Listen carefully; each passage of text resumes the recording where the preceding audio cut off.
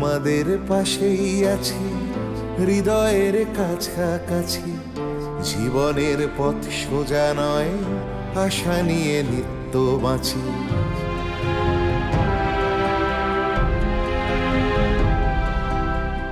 শিক্ষা ছড়িয়ে পড়ুক ভেদাভেদ শূন্য করে, এ বেলা নাই বা জুটুক, ও বেলা জুটতে পারে।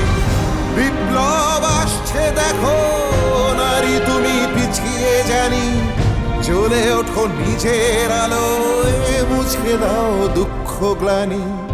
এভাবে আর থেকো না হাহাকার জড়িয়ে বুকে, আমি হাত বাড়িয়ে আছি, সাড়া দাও আমার ডাকে। আমি হাত বাড়িয়ে আছি, সাড়া দাও আমার ডাকে।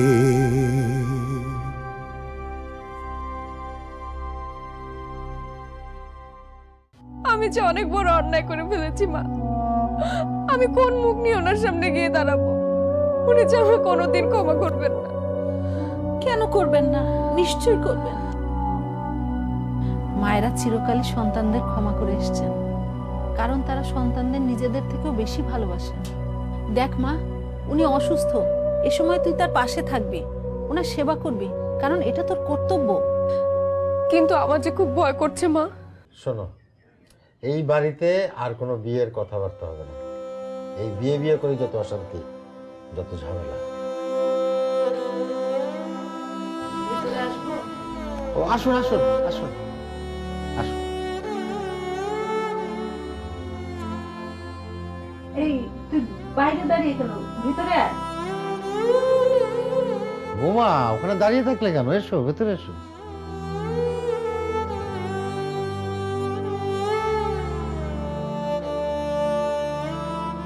গুল, ওখানে দাঁড়িয়ে আছিস কেন? এখানে আয়। যাও যাও যাও মা, বস।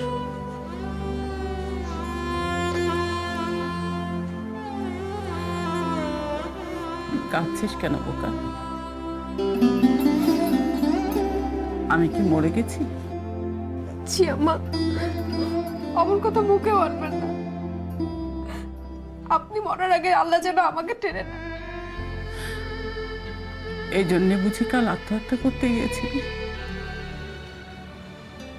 দেখ, আগে আমি মরিনি, তারপর তুই যা মনে চায় তাই করিস। আমি বেঁচে থাকতে এই সমস্ত কোনো কিছু করতে যাবি না। আমি আমার 2 সন্তানকে হারিয়েছি, তৃতীয়টা হারানোর কষ্ট যে আমি সহ্য করতে পারবো না রে।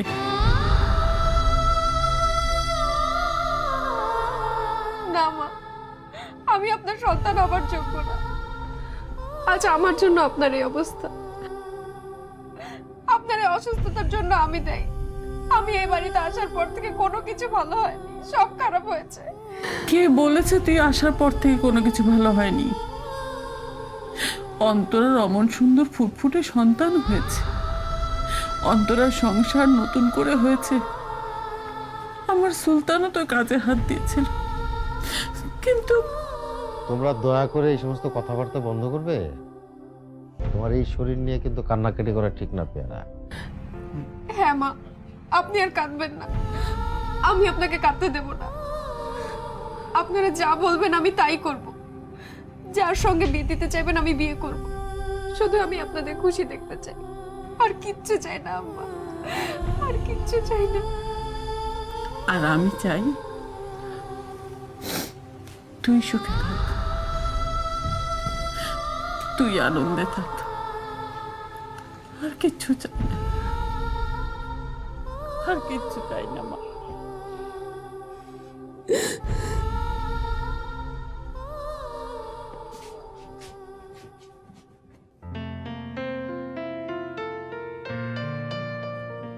এই তো আমে দুধে মিলে গেল, আর আমরা আটিরা পড়ে পড়ে গড়াগড়ি খাচ্ছি। আমি এত করে বোঝালাম, এত কাকুতি মিনতি করলাম, কিছুতেই তাকে বোঝাতে পারলাম না। না চাচি, সেরকম কিছু নয়। তুমি ভুল বুঝছো, আমি আসলে না রে গুল, আমি ভুল বুঝিনি। শত হলেও বুবু তো তোর নিজের শাশুড়ি, আমি তোর কে বল? চাচি এসব তুমি কি বলছো?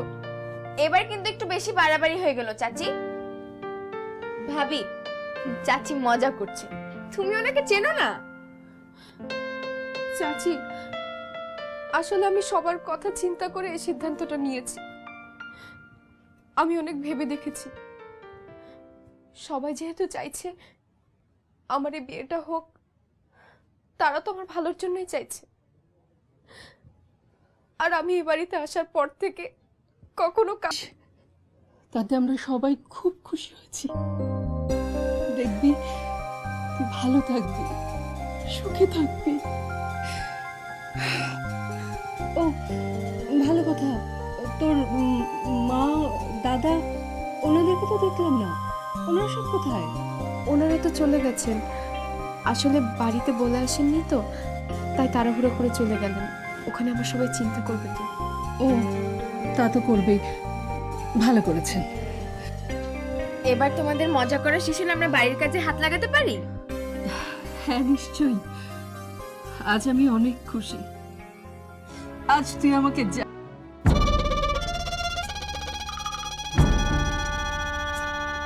কথা কি রে, তুই একা? তর্ক কোথায়? তর্কর বাড়িতে যাসনি?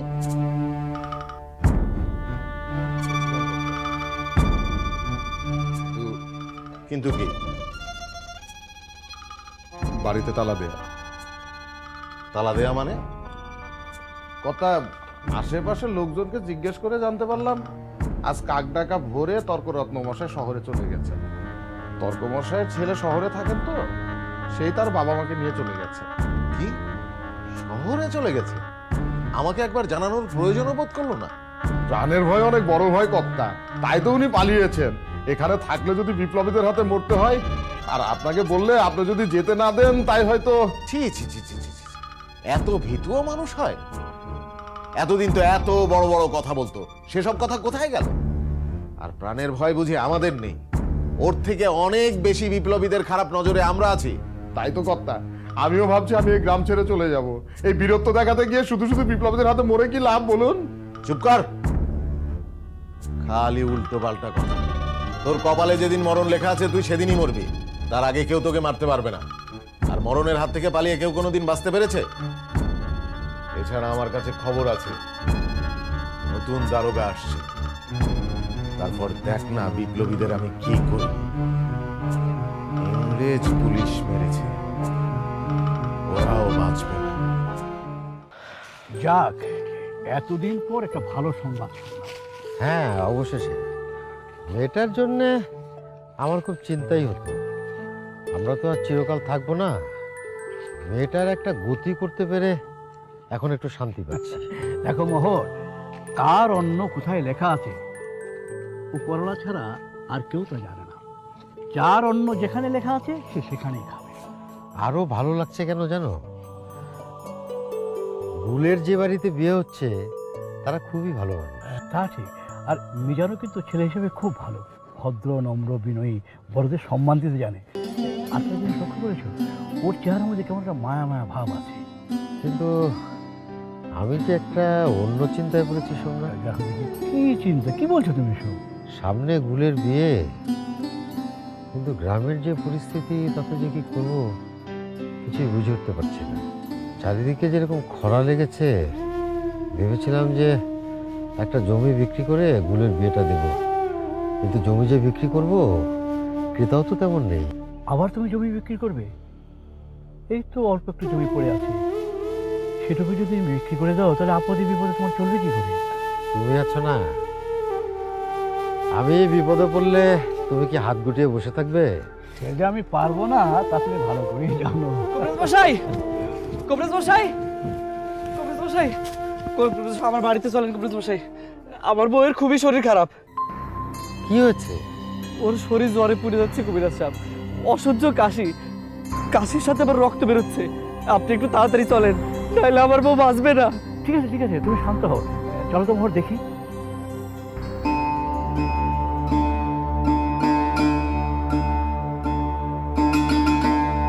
কি হলো মোহর, চলো। যে ভয়টা পাচ্ছিলাম সেটাই মনে হয় হচ্ছে। হ্যাঁ আগে চলো তো, গিয়ে দেখি। হ্যাঁ চলো চলো চলো, চলো, চলো।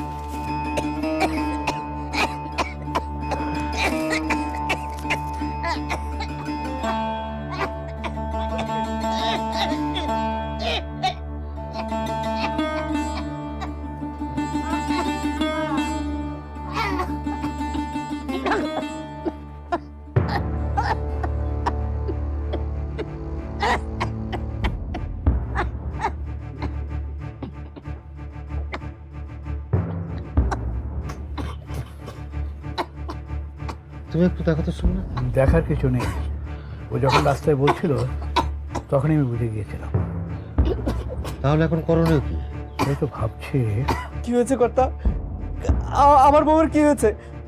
আমার বউ বাঁচবে তো? আমার বউকে ভালো করে দিন কর্তা, আমার বউকে ভালো করে দিন। শান্ত হও, একটু শান্ত হও। শোনো, এখন ওর যা অবস্থা তাতে আমরা ওর চিকিৎসা করতে পারবো না। ওকে যদি বাঁচাতে চাও তাহলে এক্ষুনি শহরে নিয়ে যাও। শহরে? শহরে নিয়ে কোথায় যাব? আর অত পয়সা পাবো কোথায়? শহরে সরকারি চিকিৎসা কেন্দ্র আছে, ওকে ওখানে নিয়ে যাও। আর টাকা পয়সা তুমি সবকিছু গুছিয়ে আমার বাড়িতে এসো, দেখি আমি কি করতে পারি। প্রয়োজন হলে আমিও কিছু দেব, কিন্তু ওর যে অবস্থা, আমরা যেটা আশঙ্কা করছি সেটা যদি হয় তাহলে ওর অবস্থা খুবই খারাপ। ওকে এক্ষুনি স্বাস্থ্যকেন্দ্রে নিয়ে যাও। কি হয়েছে? কি হয়েছে কর্তা যে আপনারা এই রোগ ভালো করতে পারবেন না? প্লেগ।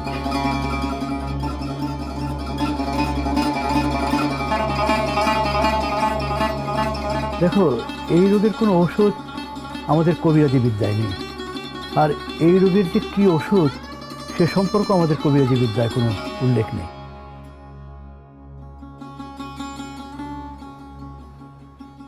সত্যি? কি বলছো কি? আমি তোমার কানকে বিশ্বাস করতে পারছি না। হ্যাঁ গো হ্যাঁ, আমাদের গুল বিয়েতে রাজি হয়েছে। সে বলেছে তোমরা সবাই মিলে যা করবে সে তাই মেনে নিবে।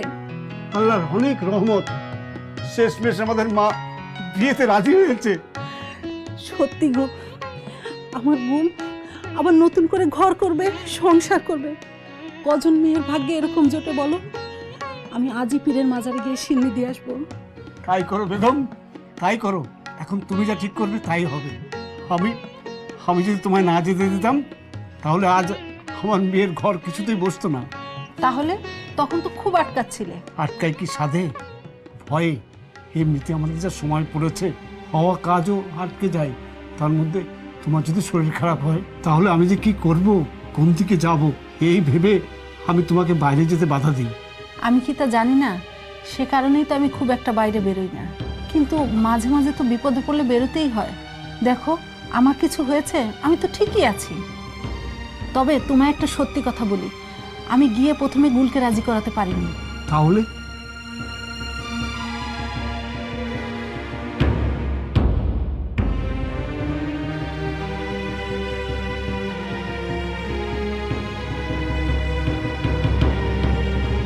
থাক, সেভাবে হোক, গুল তো রাজি হয়েছে। আচ্ছা, ওর শাশুড়ি কেমন আছে? ভালোই আছেন। ওনাকে সুস্থ দেখার পরই তো আমরা চলে এলাম। ওনারা অনেক করে থাকতে বলেছিল, কিন্তু থাকার কথা তো আমি তোমাদেরকে বলে যাইনি, তাই থাকতে পারলাম না। যাক, যার শেষ ভালো তার সব ভালো। এবার ভালোই ভালোই বিয়েটা হয়ে গেলেই হয়। ইনশাআল্লাহ সব ঠিক হয়ে যাবে। তাহলে আর দেরি করে লাভ কি? কালই ওদের বাড়িতে রফিককে পাঠানো উচিত। হ্যাঁ, রফিক, রফিক, তুই কাল একবার বিক্রমপুর যাবি, গিয়ে মিজানের আব্বাকে বলবি আমাদের গুল বিয়েতে রাজি হয়েছে, তাড়াতাড়ি একটা দিনক্ষণ যেন ঠিক করে। জি আব্বা, আমি আগামীকাল ভোর ভোরই রওনা হব। আসি। আচ্ছা যাই, আমি দুলোভাইকে খবরটা দিয়ে আছি। হ্যাঁ,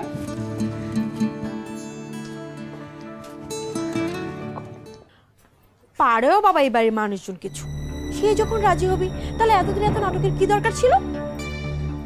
এই তো আমাকে দেখে আবার শুরু হয়ে গেল। বলো কি বলতে চাও, যা বলার সরাসরি বলো। না বাবা, আমি কিছু বলতে পারবো না। আমি তো খারাপ, আমি সবসময় খারাপ খারাপ কথা বলি না। না বলে তুমি থাকতে পারবে? তোমার পেট ঢোল হয়ে যাবে। তার চেয়ে বরং তুমি বলেই ফেলো, তাতে অন্তত তোমার শরীরের চাপ কমবে।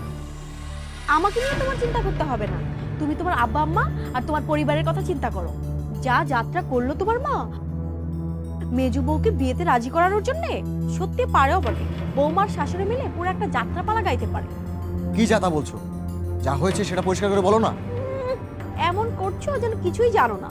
জানি না বলেই তো বলছি, জানলে কি আর জিজ্ঞেস করতাম? তোমার মা অসুস্থ হয়েছিল গুলবদনকে বিয়েতে রাজি করানোর জন্য।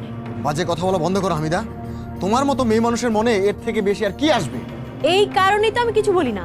আমি কিছু বলতে গেলেই আমি খারাপ। আমি নিজের কানে শুনে এসেছি গুলবদন বিয়েতে রাজি হয়েছে। তো ভালো খবর। হ্যাঁ, এখন তো তোমার ভালো লাগবে।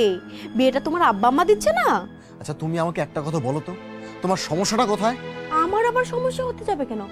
আমার তো কোনো সমস্যা নেই, কিন্তু একটা বিধবা বউকে বিয়ে দেওয়ার জন্য সবাই উঠে পড়ে লেগেছে, এটাই আমার একটু সমস্যা। তুমি তো আর এসবের বিরুদ্ধে কথা বলবে না, সেটা যতই দৃষ্টিকটু হোক। আমি তোমাকে আগেও বলেছি, এখনো বলছি, আমার চোখে এই ঘটনাটা একদম দৃষ্টিগত লাগছে না। আমার আব্বা আম্মা যেটা ঠিক করবে সেটা দৃষ্টিগত হলেও আমি তাদের উপরে কোনো কথা বলবো না। এটাই আমার শিক্ষা। আর তুমি এসব বুঝবে না, তোমাকে এসব বোঝানোই বৃথা। আমার আম্মা আব্বা দিনের পর দিন অনেক কষ্ট করেছেন, অনেক অশান্তির মধ্যে দিয়ে নিজেদের জীবন কাটিয়েছেন। যদি এই কাজ করে ওরা সামান্যতম সুখ পায়, তাহলে এই কাজে আমার সম্পূর্ণ সমর্থন আছে।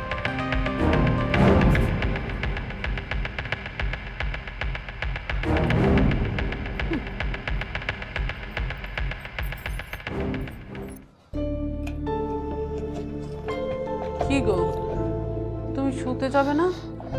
আহা, তুমি আবার শরীর খারাপ নিয়ে এখানে আসতে গেলে কেন? কি করব, কত রাত হয়েছে তোমার খেয়াল আছে? এই তো আরেকটু।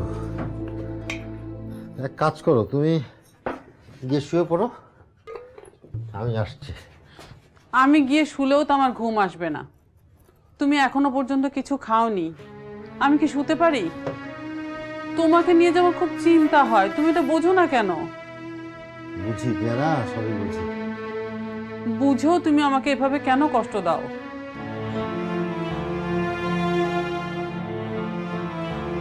কি করবো বলো, সারা গ্রামের যে পরিস্থিতি,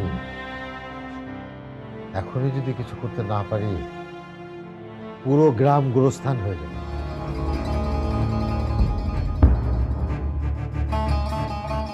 আমাকে এর একটা বিহিত করতেই হবে, যেভাবেই হোক এই মরণ রোগকে আমি হারাবই। শোনো, তুমি বাড়ির সবাইকে একটু সাবধান করে দিও, কেউ যেন পুকুরের পানি না খায়। আর কোথাও যদি ইঁদুর মরে পড়ে থাকতে দেখে, তাহলে যেন নাকে মুখে কাপড় দেয়। যত সাবধানে থাকবে ততই এই রোগ কম ছড়াবে। সে তো আমি সবই বুঝলাম, কিন্তু তুমি এরকম অক্লান্ত পরিশ্রম করতে করতে নিজে যদি অসুস্থ হয়ে যায় তাহলে কি হবে? তোমার নিজের শরীরের দিকেও তো একটু খেয়াল রাখতে হবে নাকি? আমার বিশ্রাম নেওয়ার সময় নেই পেয়ারা। যত দ্রুত এই রোগ ছড়াচ্ছে, একে রুখতে না পারলে সর্বনাশ হয়ে যাবে। পেয়ারা, আমার চোখের সামনে একের পর এক লোক মরে যাচ্ছে, আমি কিছুই করতে পারছি না। এটা যে কত বড় যন্ত্রণা, আমি সেটা তোমাকে বোঝাতে পারবো না। আচ্ছা ঠিক আছে, আমি তো তোমাকে বারণ করছি না, শুধু আমার একটু কথা রাখো। তুমি কিছু খেয়ে নাও, তারপর না হয় আবার কাজ করো। আচ্ছা আচ্ছা, ঠিক আছে ঠিক আছে, তুমি গিয়ে খাবার বারো, আমি আসছি। যাও।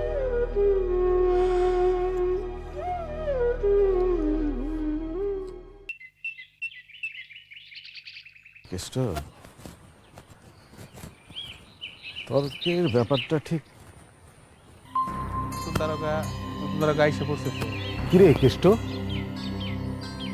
এত লোকজনের ভিড় কিসের? আগে কর্তা, আমিও তো ঠিক বুঝতে পারছি না। তুই দেখি আজকাল গ্রামের কোনো খোঁজ খবরই রাখিস না। চল তাড়াতাড়ি গিয়ে শুনি কি ব্যাপার। তারা গায়ে জিজ্ঞেস করে তুমি কি কইবেন আপনারা? হ্যাঁ, আগের তারা কত বেশি ভালো আছে। হ্যাঁ, কি কও তোমরা সবাই? হ্যাঁ,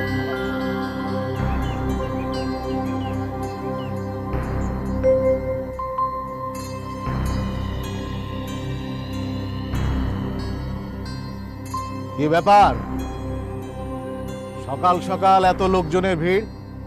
কি ব্যাপার কি? ওমা আপনি জানেন না গ্রামে নতুন দারোগা আসছে? নতুন দারোগা? পুলিশ সবার বাড়িতে বাড়িতে গিয়ে খবর দিতে এখানে আসতে। দারোগা নাকি আমাদের সকলের সাথে কথা বলতে চায়।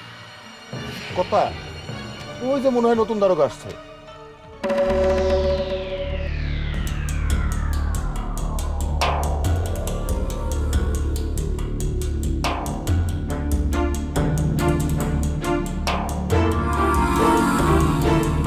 আমি এই গ্রামের নতুন দারোগা। আমি আপনাদের এখানে ডেকে পাঠিয়েছি কারণ আমার আগে যিনি এই গ্রামে দারোগা ছিলেন তাকে হত্যা করা হয়েছে। আপনাদের কাছে আমার বিনীত অনুরোধ, যে যা জানেন বলুন, কাউকে ভয় পাওয়ার কোনো দরকার নেই। কেউ যদি দারোগার হত্যাকারীদের ধরতে আমাদের সাহায্য করে তাহলে ইংরেজ সরকার তাকে পুরস্কৃত করবে। তাই নির্ভয়ে বলুন, আপনাদের কেউ কিছু করতে পারবে না। আমি আছি আপনাদের সঙ্গে। যে যা জানেন বলুন। বলুন, চুপ করে আছেন কেন? আপনাদের সাহায্য এখন আমাদের খুব প্রয়োজন। ওরা কেউ আপনাদের বন্ধু নয়, শত্রু।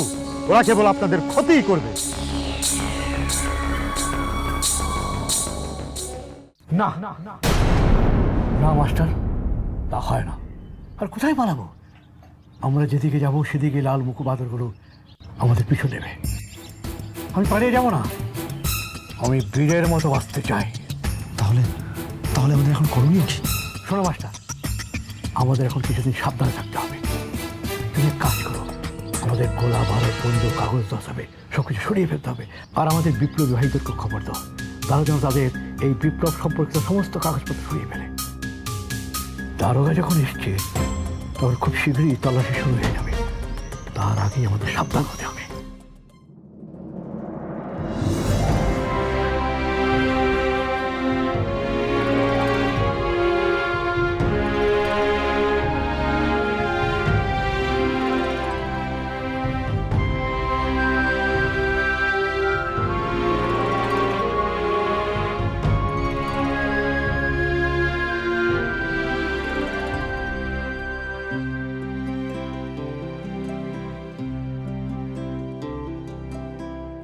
তোমাদের পাশেই আছি, হৃদয়ের কাছাকাছি।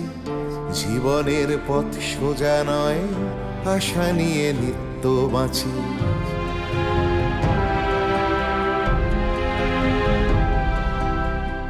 তোমাদের পাশেই আছি, হৃদয়ের কাছাকাছি। জীবনের পথ সোজা নয়, আশা নিয়ে নিত্য বাঁচি।